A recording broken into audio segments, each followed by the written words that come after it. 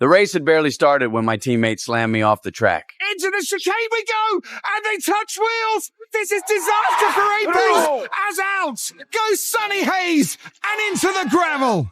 Everyone was completely disappointed in him, but he was still smug, as if he'd pulled off some kind of revenge. I wanted nothing more than to punch him back into the hospital. With a performance like that, there's no guarantee he'll even have a seat next year. How did you sum up your race today?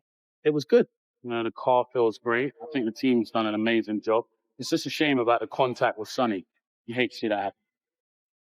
Right before the race, we also found out that someone had anonymously reported our car's chassis for illegal modifications. Ruben said the blueprints had already been submitted and fully approved, but the accusers claimed the parts hadn't been developed in our factory. Pure nonsense. When we looked at the report, it was obvious. Those were our internal documents, altered and stamped with another factory's logo, just to frame us. But the race was about to begin, and the FIA demanded we either swap back to old parts or withdraw completely. Our one real shot at the top was gone just like that. Everyone knew that once downgraded, APXGP had no chance of reaching the podium. But so what? The moment I sat in the cockpit, all I could think about was how to make up for the disadvantage. I was so focused I even forgot to bring my poker card, which made me even more uneasy. When the race began, I threw everything aside and drove with raw aggression, overtaking again and again. All my usual calm was gone, only the roar and fury of speed remained. Sonny, what's happening? He's got a gain on Sergio Perez, and he's closing meter by meter, inch by inch.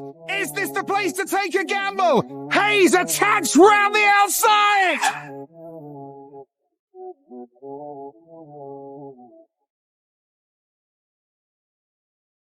The next thing I knew, I was waking up in a hospital bed. The injuries weren't too serious and I'd be discharged soon, but Ruben was furious with me. 30 years ago, I suffered a C5 neck fracture, a spinal cord contusion, and a compressed thoracic fracture in another crash. Surviving this time was nothing but luck. Ruben angrily told me, no matter what happens to the team, he will never let me drive an F1 car again. I wanted to kill my boss. When I saw that the floor on the second level was made of glass, I suddenly realized that if I could break the glass, he would fall through. So I quickly started testing how much force it would take to shatter that glass. I was so focused that I didn't notice my boss standing right behind me. He asked what I was doing. I lied and said it was a little game I'd invented and even demonstrated the mechanics for him. To my surprise, he liked the idea and told me to finish it overnight. The next day, after he tried it himself, he decided to make it the company's annual development project. As a reward, he took me to a mysterious private club. Inside, it was full of handsome men and beautiful women. He told me the women there were available and urged me to enjoy myself. Then he walked away. While I scanned the room, a beautiful woman caught my eye and looked at me warmly. I worked up the courage to approach her. She was elegant and seemed like a regular. Her face was striking and a little unusual. We hit it off and had a lively conversation. Then, at a critical moment, my boss suddenly returned. They greeted each other like old friends, but I noticed her smile disappear the instant she saw him, and fear flashed across her face. The atmosphere turned awkward, so I used the excuse of going to the restroom. A few minutes later, I came back and the woman was gone. My boss asked me to help him deliver something. As soon as I got in the car, two big men tossed a bag into the back seat. It was clearly a person inside. I demanded to know what he was doing, but he ignored me. I begged him to stop the car. Suddenly, he slammed on the brakes. There were traffic cops ahead. My heart nearly stopped. If they checked and found a person in the car, we were finished. Gunshots suddenly rang out in the office, coming from the boss's office. I rushed over and saw the boss had been shot dead by a visiting student. I want my mommy. A week later, a strange man walked in saying he wanted to discuss company business with the boss. Jenny thought he still didn't know about the boss's murder. Oh, that's right. He killed those children and then turned the gun on himself. I quickly corrected him, saying the boss hadn't killed anyone. He was killed by a student. But the man didn't care at all. He walked straight to the staircase and asked me to carry his bag. He said he wasn't good at climbing stairs and told me to help him upstairs. Jenny asked him what exactly he was planning to do. He vaguely replied that the boss had signed a power of attorney before his death, giving him control of the company. Then he ripped the seal off the office door and walked right in. I reminded him that the company was basically shut down now, with no real business. But he demanded that we notify all employees of a meeting at 9 a.m. the next day, and pulled out a stack of documents. We looked at them and saw the boss's actual signature, but since the boss's death, the only legal heir was his mother in Busan, who didn't even speak English. The next day, the all-staff meeting went ahead as scheduled. For those who work remotely, you have exactly 1 hour to get here in person or your contracts of employment will be terminated. He walked out afterward, leaving the entire room stunned. When everyone returned to their desks, they immediately started searching his name online. Soon after, I got a notification that my salary had been deposited. But strangely, no matter how hard I searched online, I couldn't find a single trace of this man, as if he had never existed. The world's going to let me have sex right now. Do we have time to get to a motel, or do we need to do it right here? This is a world where lies don't exist, and even asking for time off is brutally honest. Look, I'm not coming into work today. No, I'm not sick. I just hate it there. Soda commercials are blunt too. We're unhealthy, we'll make you fat, but you'll still buy us. When someone's kid looks ugly, friends and relatives have no choice but to say so.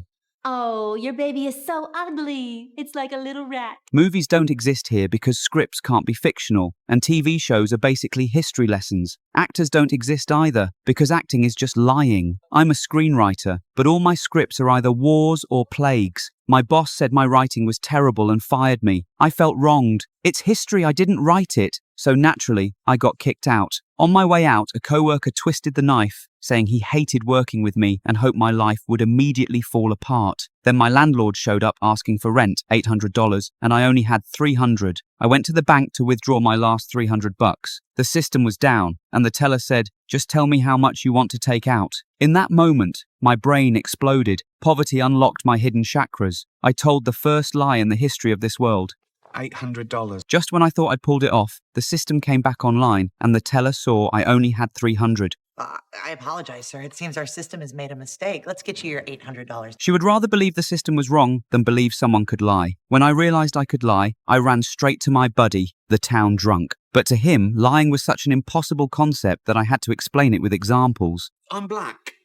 I knew it. Oh, you're very light-skinned, but I could see it. I always wanted a black friend. Me too. I'm an Eskimo. Fantastic. Yeah, I've never seen a black Eskimo. I'm a pirate. I didn't know they still had those. You're a dangerous pirate? You're early. I was just masturbating. That makes me think of your vagina.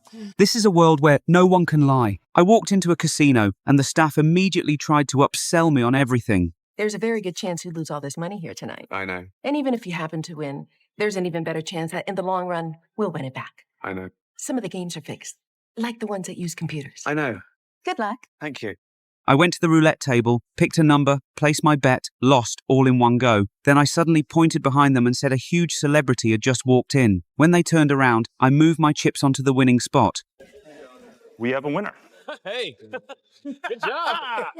Congratulations, sir. Next, I went to the casino manager and told him I had hit the jackpot on one of their machines but never received the payout. The manager apologized on the spot and helped me cash out all the winnings. Just like that, I walked out of the casino carrying a mountain of money. With money in hand, I started seeking some kind of spiritual comfort. My neighbor wanted to kill himself, so I lied and told him, "If you die, I won't want to live either." That sentence gave him the strength to keep living. When I saw a homeless man on the street, I wanted to do something charitable too. So I took him to a bank and told the staff, "Your bank owes him $100,000. I don't need to touch your face to know. I don't need to you. With my help, he instantly turned his whole life around. Once I realized I could lie, I started using it for myself. I was originally a screenwriter, so I wrote a random script and splashed some coffee on it to make it look old. The next day, I handed it to my boss and told him it was a historical record passed down through my family. It described a place from hundreds of years ago called America, which practiced hegemonic monopolies, started wars, and waged tariff battles, eventually getting targeted by the entire world and collapsing into division. My boss was stunned. He had never heard of such history. He immediately called all the employees together and had me tell the story to everyone. When I got to the part about the fall of America, the whole room burst into excited applause, and